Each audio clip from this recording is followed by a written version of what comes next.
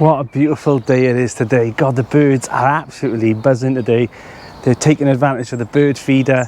But I've just had a little look around and it's absolutely amazing how much this garden has come on in the last couple of weeks with all the rain we've had and all the friends that have helped me plant up as well and get all those jobs done. So Cheryl, Linda, Ollie and Lisa and all came over and we had some nice cakes and coffees over here. A little thank you off me for all the help that they've given me the last week or so. So I'm really grateful now. Cheryl came over, bless her, and underneath the fig tree she planted up all my spring bulbs, my daffodils, tete-a-tetes, some hyacinths, some poached eggplants and a lot of other things all under this. That's all done now, so I'm absolutely thrilled about that. So I've opened up the polytunnel and it seems really warm at the moment, but we all know that's false spring. But it was really surprising. I looked at a photograph the other day of me at the polytunnel from maybe about a 18 months ago when I first took over the plot, and how different it is now. It's just a completely different world. But I've done loads of little jobs, and like I mentioned, other people have as well. But I popped to the grapevine plot as well 2 days ago, picked up some frog spawn because there was a lot in the little pond down there. There was none up here, but too much down in that pond, and I know that it would oversaturate that tiny little pond I've got on there.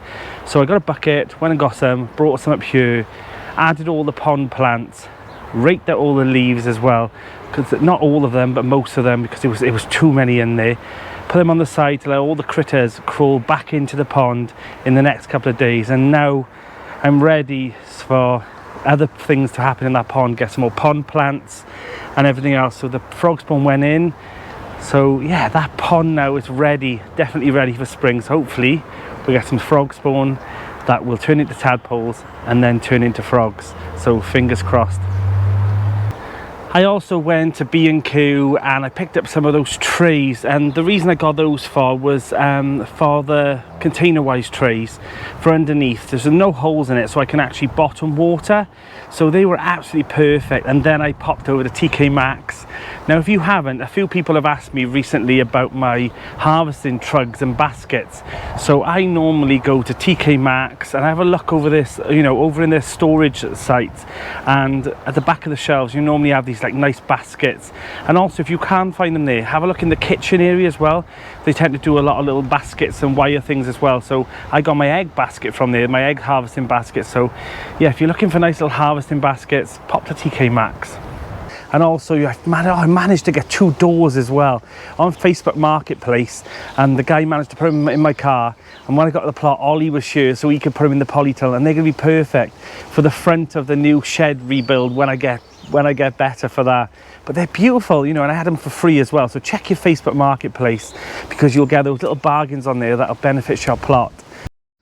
And look at this robin as well that Cheryl gave me. Well, she bought it for me. She bought one for herself, one for her. But yeah, isn't it nice up there? Just literally just screws into the frame.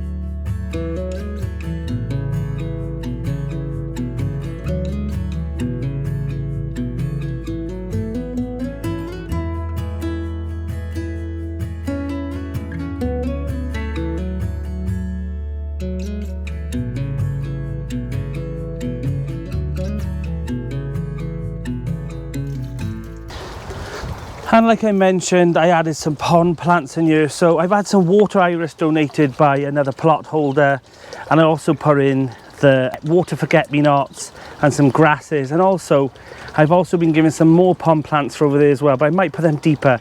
But I've noticed the mini lilies that Nanu at plot number 9 gave me last year, they're starting to come up as well there now. So all these leaves will be put on the compost heap, like I said. And then this area here, I've got a pile of ferns that are going to go in, turn this more into a woodland area. So it's all coming along now. I'm really happy with this space.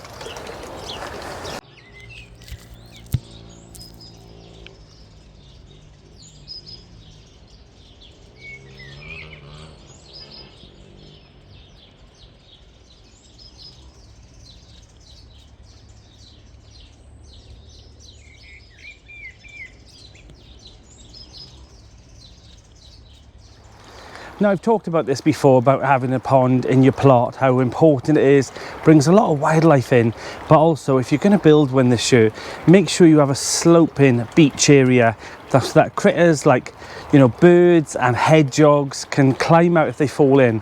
And believe me, so many hedgehogs fall into garden ponds because they make so many embankments in and then put concrete slabs all around it, and they can't just climb out, you know, they've fallen in. But give them that helping hand by putting a log in, or like I did, put a nice little beach area, so if they do come in, they can walk straight up the beach and get straight up the pond. And you don't want to find a dead hedgehog in your pond. That's like one of the worst things that happens. So think ahead when you're building your ponds this year. Speaking of wildlife, it's also really nice to see the birds now are starting to return back to the bird feeders. I also added a new robin nesting box to the back of the plot. I've noticed a lot of robins hanging around this plot through the winter, so I think I'll give them a little helping hand, and hopefully Mr. Robin and Mrs. Robin, I'll have somewhere to put their eggs this year. So fingers crossed for that. I put it at the back of the plot, so I'll keep you updated. And also another thing that I'm going to do this year is I've ordered a bat box for the top of the tree. So I'm going to try and introduce some bats to the plot as well. There is lots that fly around here, but how beneficial will that be for them to fly down in the evening times, eat all those beetles and bugs that are affecting my crops. So that's another thing I've done. I'm going to get a nice little bat box for the back of the tree. Should be coming in the next couple of days. I don't think I'm going to be fitting now the way I am at the moment with my ribs, but it will get fitted at some point. So yeah, get yourself a bat box, a bird box, a nice little bird feeder, something for the wildlife. I've also started putting up the obelisks, and I also sowed some sweet peas. A little bit early outside, but I fleeced them over right at the front of the plot. That's where I normally put them. I put the obelisk there, and hopefully now they'll climb up a little bit. They'll be protected with some fleece. And fingers crossed then that they'll be the first succession. I've already got some that are already shooting up in the polytunnel that could go out, but I'm holding back with those ones. But we'll see what happens with the direct sow ones in late March. So if you notice as well, I've actually unwrapped the banana plant. So this is all now taking all the fleece off, all the bubble wrap, all the bags that were protecting over winter. He'll start to become green again now, and yeah, hopefully we'll have a nice big banana plant in the middle of the plot just like last year. So yeah, he's out now, fingers crossed. And if I get any more frost, I'll quickly wrap it all back up, but I'm going to take a gamble on it this year. I think it'll be fine. I've also sown in this bed already some parsnips, and I don't like parsnips at all, but I figured my family do, and it's another winter crop that I can give to family for stews and casseroles and for roast dinners. And I also sowed in this, under this cloche here, some beetroot. Again, don't like beetroot, but it's one of those things that this is a kitchen garden, and I am supplying it to my family as well. So I put in some beetroot, which is new this year, and also some parsnip. I've also got some gladiator F1s that I'm going to put in as well at some point, and cloche them over. Once these germinate, I'll probably move it across and then do some more here. These white sprouting broccoli, they're not really doing much, but they can stay in for now. And then these two new teepees that I've got, these are going to be for sweet peas and I think mange too. So they've come out and they're beautiful. They're lovely structures, and I think they'll just look really nice and complement the plot here. But I'm really happy now that the structures are starting to come up in the plot, and You know, won't be long before those bean structures will be put up and all your teepees and everything will be climbing up in, you know, in April time. So yeah, start thinking about those structures that you're going to put on and where you're going to put them, and don't just put them in orderly lines. Do what I do, you know, make little rooms, make little structures that you can hide around. And yeah, everything's got its place in this garden for a reason, and hopefully in spring and summer you'll see what I've done. So as you can see, I've put some of the lettuces out now. These are the oakleaf red and the oakleaf green, and also in between I put some lilia spring onions. These will probably be netted over as well at some point, but for now I'm taking a gamble. We haven't seen no pigeons, but we'll see what happens. This area then will have to be cleared once I'm a bit better, and I've decided I'm going to put a nice pea gravel all the way through here, because sometimes the pond does overflow a little bit from all the rain, and I want this to stay as dry as possible, so it gets a bit muddy here. And then over this area here, I'm going to then, like I mentioned, plant up all my ferns, and then across here then some nice spring and summer bulbs that I've still got in pots. So there's loads of plans and loads of little jobs, but they're slowly surely getting ticked off. So this is exciting. I've come over and had a look, and let me show you. Look what's coming up here. The asparagus is coming.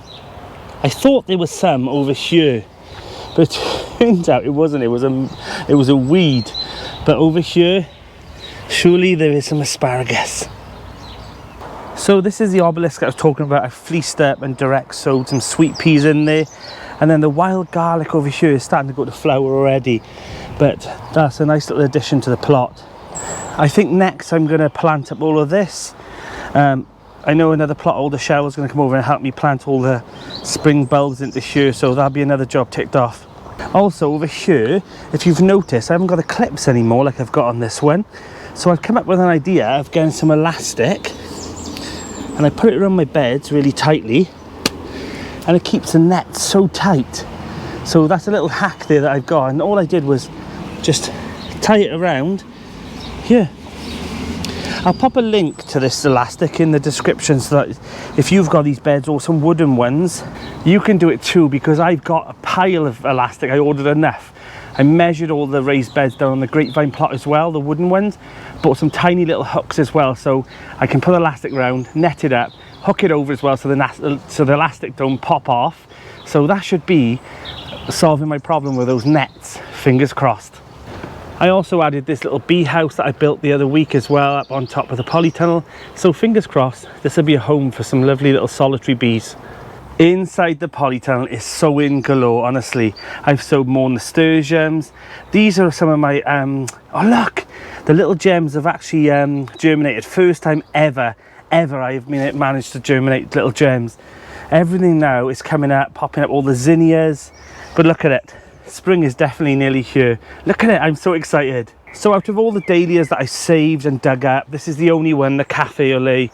Sadly, all the others have perished. They were quite small, but this one seems to have survived. All the ones that I actually left in the ground, I think they're doing okay. So lesson learnt here, that my soil and my climate over here seems to be okay for these dahlias to stay in the ground, but this one seems to be okay. It's quite tough. I did have a few little squidgy ones here, but this one is tough as nails. So I think I'm going to plant this one up now in a month or so. But for now, I'm going to start it off in some damp compost inside. So if you notice, I'm a little bit more perkier than last week, because the painkillers that my doctor gave me now seem to be working a treat. It's still sore, but they're holding me back a little bit so that I'm not wincing every time I move and stuff, so I can actually walk now. But yeah, so that means I'm just smiling a bit more. And I just want to say a massive thank you to everyone who's messaged, commented, emailed, sent me gifts, you know, because I was unwell. You know, I'm truly grateful for that. You know, nobody needs to do that, but it was really, really nice. And it meant the world to me that when I was, you know, feeling at one of my lowest, and I was feeling a bit down about the garden, that people were pushing me on, saying, you know, it happens, these things do happen. So I just want to say thank you so much to everyone who's subscribed lately as well, and all my old subscribers. But I've had a bit of a boost lately as well with some subscribers, so thank you. Also, a massive thank you to the people who have sent me a little super thanks by clicking that little super thanks underneath the videos. And that actually does supply all the bird feed for the birds on my plot. So every time you see birds flying at these, know that you have contributed towards the feed and for the nature and everything that I do nature-wise goes from those little super thanks and the buy me the coffees, and it's all the links are in the description. But thank you so much to everyone who donates to the channel. Generally does help at all. Honestly, I'm a student nurse, but it really does help. So thank you so much to everyone who has donated in the last months and the last year to help the nature and help this channel grow. So thank you so much.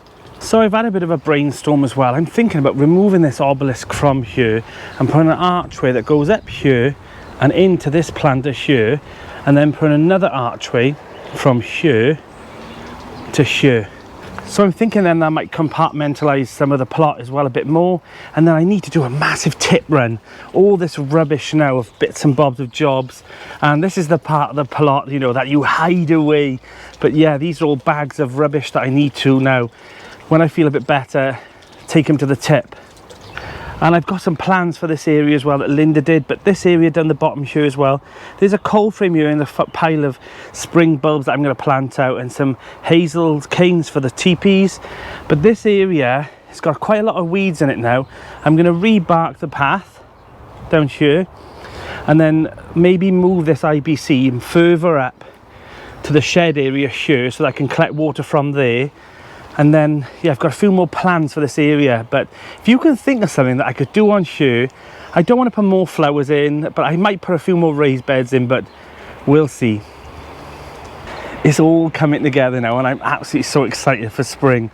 So I've definitely got that spring back in my step, because it's all now looking just how I planned it all through winter. And I was telling you all about my plans, but it's finally coming together, all the puzzle pieces. But yeah, I'm pleased with it so far. So these are the doors that I was talking about that I got on Marketplace. I mean, they're wooden doors, glass, they're really strong as well. So I think they'll be perfect for the front of the new shed, and I can open them up then in the summer as well. The spring cabbages, God, I'm harvesting them already. I've taken a pile of leaves off, especially from the other side, and the onions as well. This could do with a good water today, to be fair. For some reason I got a rogue potato there, but that'll have to come out. But yeah, the garlic's up, the onions, and the spring cabbages, they're looking grand. So I'm definitely going to do that again next year. I think spring cabbages outside for me just doesn't work. They get battered and battered and battered, but the ones indoors, they have worked an absolute charm. You know, just keep them watered a little bit at the start of September, October. I haven't watered them at all then through, you know, through winter, and then give them a good little feed of seaweed now, and water them now, and they'll be perfect for, you know, April and May. And then I'll take them all out, and then the tomatoes go in, and then on, so on and so on and so on. There's always a cycle. So don't just use your polytunnel for, you know, summer for tomatoes. Use it all year round. So here's a little hack of mine as well, is I bought some of these buckets that you can actually put flowers in, you know, they're for the little 9-inch pots. But what I've done is I've used them for my labels and for my pens and for my knives and some twine and things. But they're handy, they're really, really handy to have. And all I did was make sure I bent these over a little bit more to stop the metal from rubbing on the plastic. But they're perfect little storage things up here. And also I've mentioned these S-hooks as well before, and they are absolutely another little polytunnel little accessory that you can get. These ones are black, you can get them in silver and white as well. I'll pop a little link to those in the description, and these little buckets if you want to go and get them. But yeah, they're perfect for just keeping all your little tools out of the way in your polytunnels to grab whenever you need them. So this is the little propagator that I got from B&Q, and inside here I've got some pink gypsophila, some cornflowers. This is a double mix. I think this is purple and pink in there. And I also did some more cabbages, some golden acre, Durham early, greyhound, and some calabash, more calabash. And I've also got some red echinacea in here as well. So yeah, they are staying in there nice and warm until they germinate. Then take these off. People seem to leave them on for too long.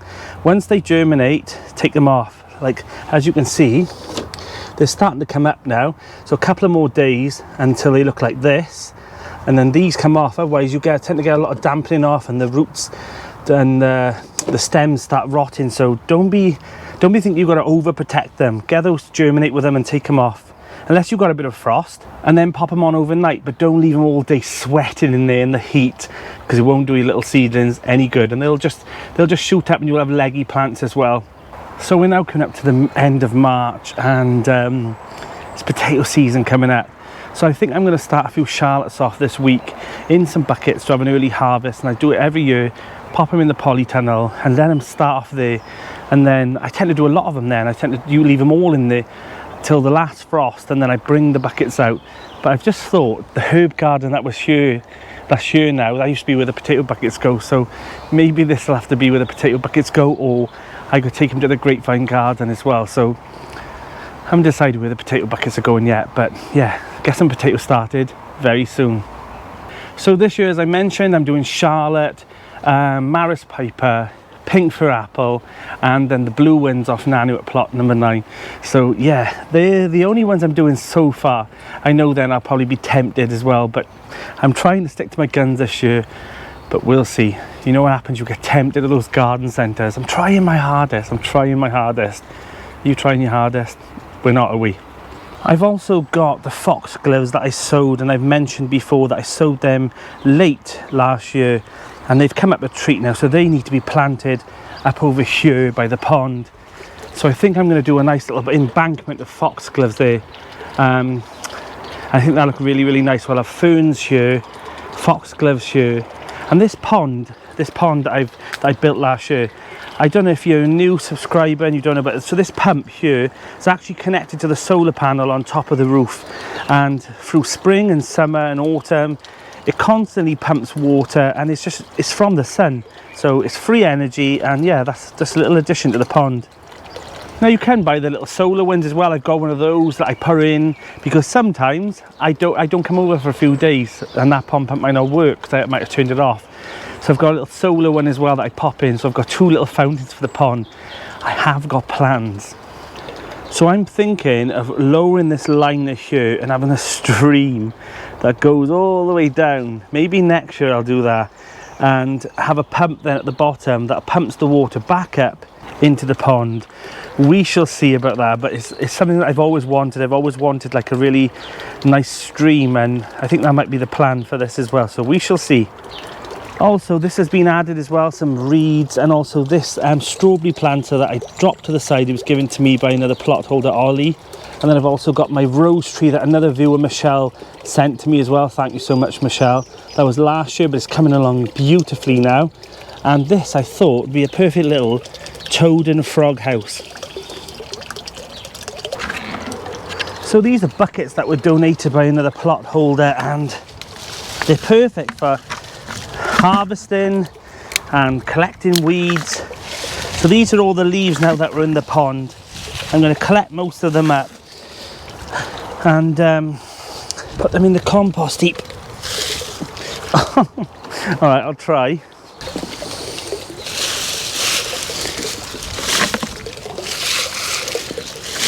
So most of the critters now that would have left all this that was in the pond and crawled back in, there is a few couple there now that will sneak back in the pond. But yeah, make sure if you are getting debris out of your pond to leave it on the side for a bit, because you don't want to be throwing all those critters that were inside the pond into your compost heap, because they'll end up dying. So give them a chance.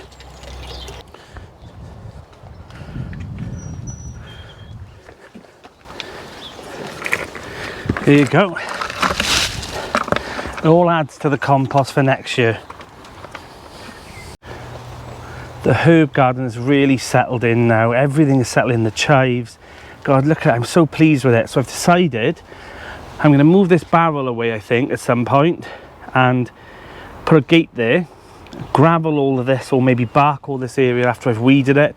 So I've got access to the polytunnel, but I do want to put a gate there because I don't want anyone to come in and then just go around to the back of the polytunnel and get in that way. But yeah, that's the idea for there. But you can see the spring cabbages through there.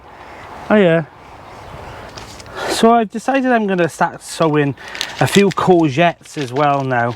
I know it's a little bit early, but if you plant them like so, hopefully then they don't rot off. You know, you don't want them flat side down like this, and then they tend to rot off. So if you put them that side up, fingers crossed, you might get yourself a nice little courgette plant. Now I've decided I'm only doing yellow courgettes this year, unless someone gives me a courgette plant that I get tempted by, which always happens.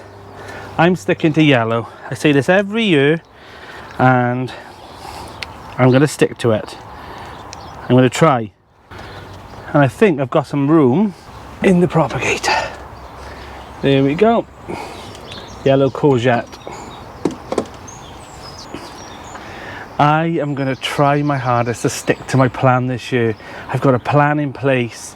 There's other people that throw spanners in the work, but they tempt you with those extra plants that they've sown and said, try these are really nice, these are nice flowers. But I'm going to try my hardest, stick to my plan, and it never happens, but I'm going to try really hard this year. So I mean, courgettes, you know, 1,000 people around you will be begging you to take a courgette and a tomato plant off you in the next couple of months. So I'm sticking to my yellow ones this year for now. Now, if you haven't even started yet, or you've only sown a few things on a windowsill, that is okay. I'm lucky that I've got a polytunnel that I can start things off, and my climate might be a little bit better, or I can start things off a little bit earlier than you. But do not stress, do not worry, there's plenty of time. Start now. I've seen people on, you know, some of the Facebook groups and all saying like, am I too late to get potatoes? No, we're too early, we're too enthusiastic, we're too excited to start growing. We do it every year. But if you've seen my channel, you would have seen last spring I did exactly the same thing. I started off in here and it turned into like a nursery garden centre. It was rammed full of plants. The greenery, the foliage was absolutely beautiful, and I planted it all out, and I had beautiful crops all through the year and flowers as well. So a lot of this might look like I've got loads going, but a lot of it's flowers as well. So, and for home, it's for home as well. So don't be stressing if you see all this on channels like mine and other people's and think I haven't even started yet, and start getting anxiety and, you know, stressing about it. Don't stress, just enjoy it. Go get your seeds, make a little plan, and just sow. So like I said, thank you so much to everyone who has donated, and I generally am so grateful for everything that happened, you know, that you send, because without you guys this wouldn't be like it is now. I would still be battling on through, but I just want to say a massive thanks to everyone who subscribed lately as well. I've had a boost, so there's so much to come, so many more plans for the grapevine garden, for the fig and olive plot. Follow me through this journey now this year. So thanks so much for everyone for watching, subscribing and everything else, blah blah blah. Thank you. So all these little jobs that I am all ticking off now as well are actually, you know, beneficial to the bigger plan. And I've been really grateful that friends have come over and helped me with those harder jobs that'll benefit your plot. I'm Danny and this is Grow Up.